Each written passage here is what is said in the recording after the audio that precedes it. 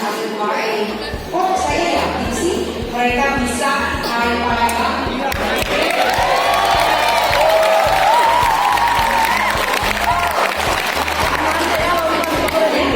Bisa ya? Berapa target dari Kabupaten dari UAE ini? Berapa target emasnya, Pak? 40. Cabur mana yang ditargetkan paling banyak?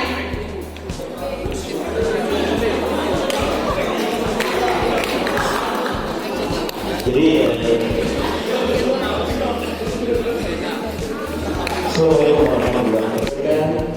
kita menargetkan 40 emas ya. 40 emas ini targetnya tidak besar. Kalau sementara ini Bu, nah ke-1 itu rasanya kalau saya boleh berkata mungkin mimpi ya, karena Kota Palembang kan bisa sampai 700 ya, mobile 700 dan mereka mengikutnya itu 30 cabur, kita 20 cabur. Dan ini juga berkaitan dengan masalah cabur yang ada di Kabupaten ini. Dan harus kita akui mereka punya atlet nasional gitu ya.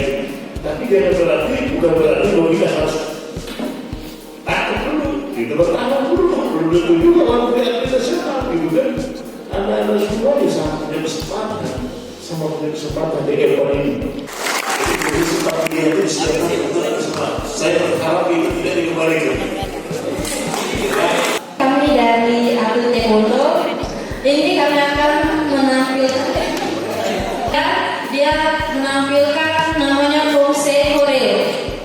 Silakan menyaksikan.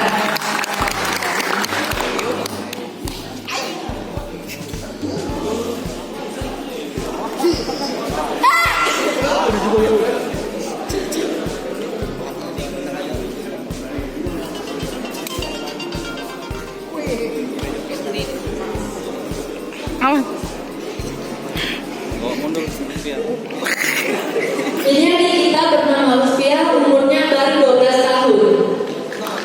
Itu tangan. Saya Ranisa Mulyana, kalian bisa manggil saya Ninja.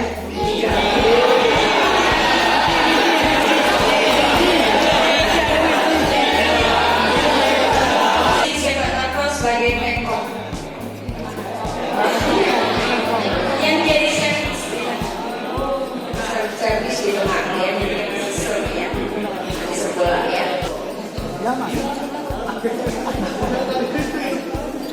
Atlet mesti suka baca, atlet mesti pintar, dalam arti banyak pengetahuan.